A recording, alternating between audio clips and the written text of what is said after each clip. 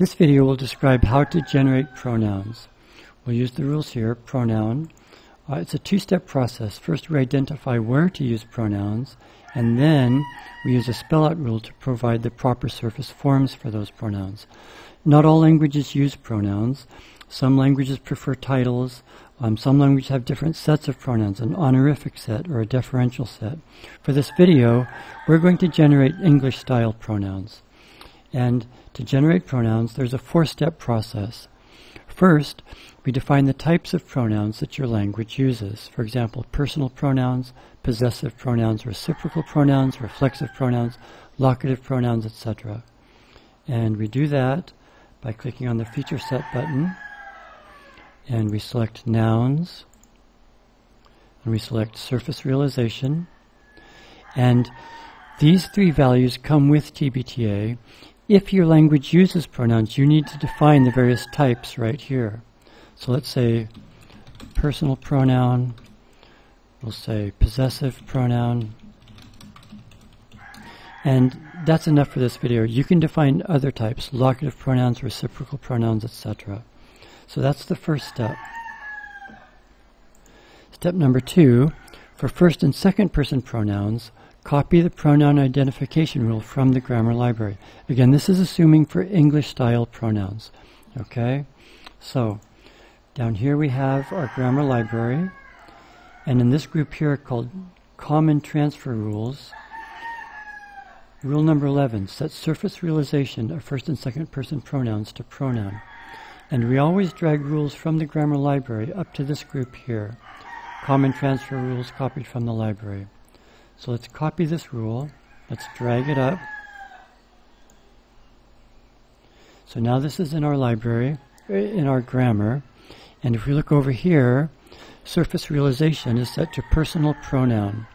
And if we rest our cursor here, features changed from surface realization equals noun to personal pronoun by that rule that we just copied from the library. And the same over here for Joshua. Person is second, and surface realization is personal pronoun. So that's the second step.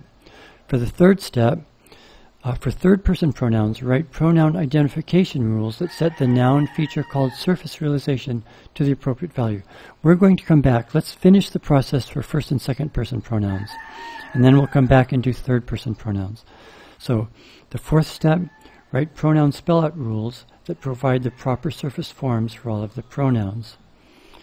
We do that. Let's close the grammar library. Here in the spell-out rules, there are two nodes, nouns and verbs. Nouns are for the pronouns. Verbs, this node is in case you're using a switch reference system and you need to provide some morphology for your verbs. We're going to enter a spell-out rule here to generate the pronouns.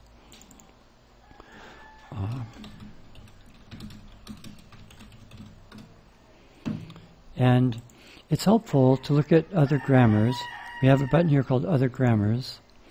And if we look at the English Other Grammar, here's the spell-out rule for English pronouns. So, this has 6 layers. This first layer is for personal pronouns. So for English, we set it up first person, second person, third person, masculine, feminine, neuter. In English, we don't need to be concerned about first person inclusive, first person exclusive, or anything like that. We have singular subject, plural subject, singular non-subject, and plural non-subject. So we'll set up our table the same way. So let's enter a new rule.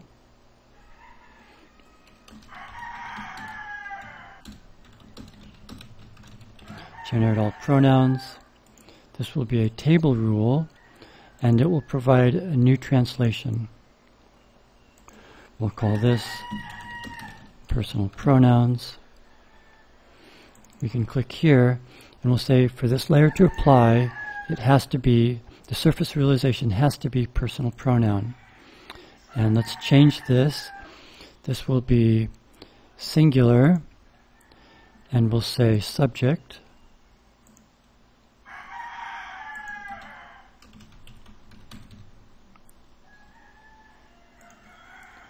And let's add a column. This will be singular, non-subject.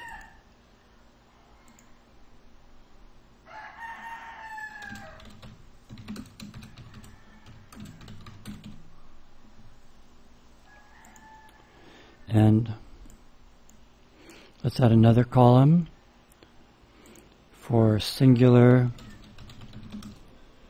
for plural subject. We'll check all of these values. Plural subject. And one more column for plural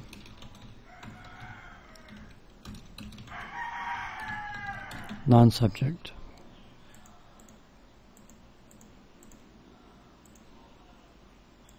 Plural non-subject.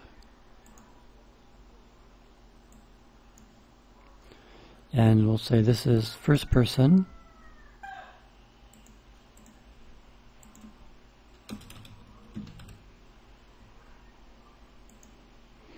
And another row for second person.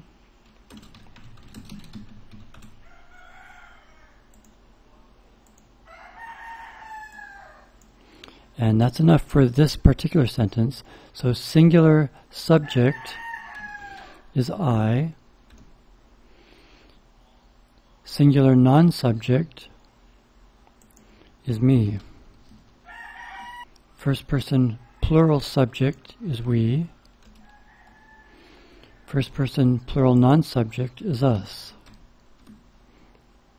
Second person singular subject is you.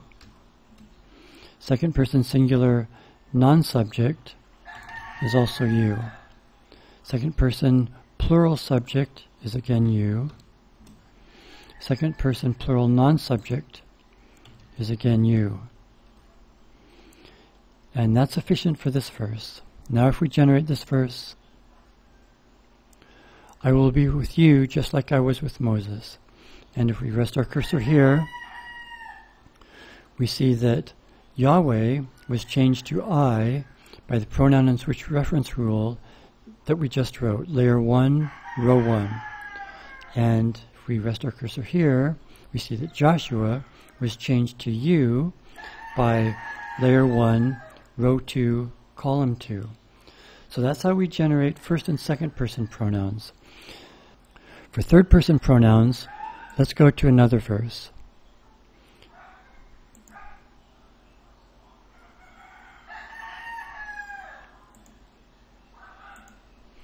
Joshua 2:22.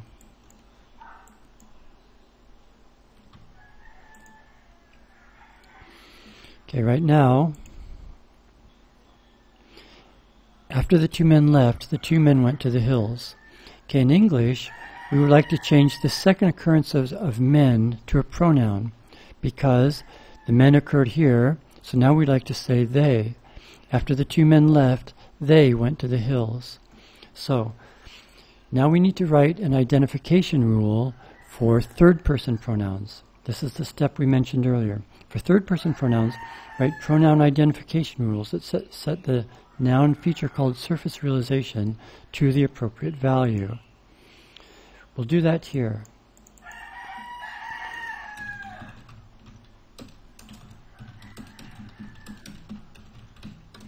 Identify third person pronouns. And we'll write a rule. This will be triggered by nouns.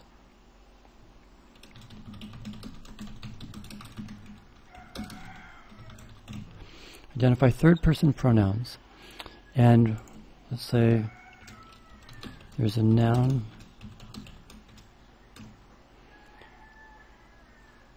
and we'll set the nominal indices. They have to have the same noun index.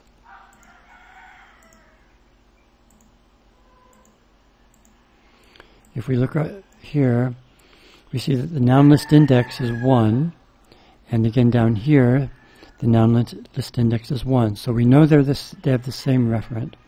So here's the input structure.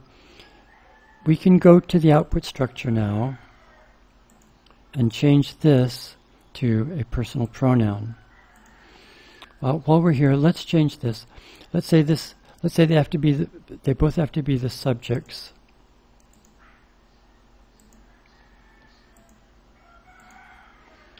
And this is for a preposed adverbial clause.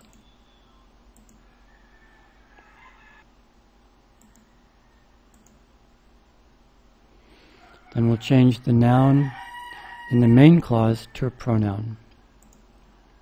Now we haven't provided the surface forms yet for third-person pronouns, but if we rest our cursor here, we see that surface realization is now personal pronoun, and person is third. So let's go back to this rule, and we'll add one more layer, one more row, add row. This will be for third person.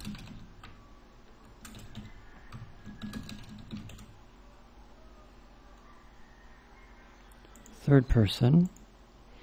And singular subject is he. Singular non-subject is him. Plural subject is they. Plural non-subject is them. For now, for this video, we're ignoring gender. This is just for this one sentence. So now if we go back,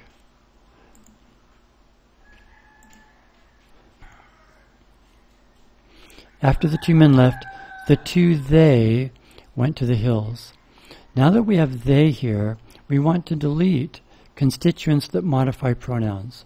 So let's write one more rule here. Identify third-person pronouns, and then we're going to say another rule, delete constituents that modify pronouns. So we'll have a noun phrase, we'll have a noun, and it must have its surface realization feature set to personal pronoun. Now here we need to be careful. These rules are executed after the phrase structure rules have been executed. So now order is important. In the other types of rules, we could put the constituents in the input structure in any order that we need, any order that we wanted. But now we have to put the constituents in their proper order. So the article has to be there. So let's insert an article.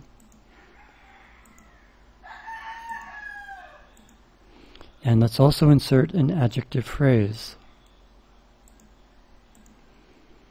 And in the output structure, we'll delete these. In a real rule, if we were writing a real rule for a real language project, we would tag these as optional. Some languages, or some noun phrases will have articles, others won't. Some noun phrases will have adjective phrases, others won't. So we'll tag them as optional. If the article is here, it will be deleted. If an adjective phrase is here, it will be deleted.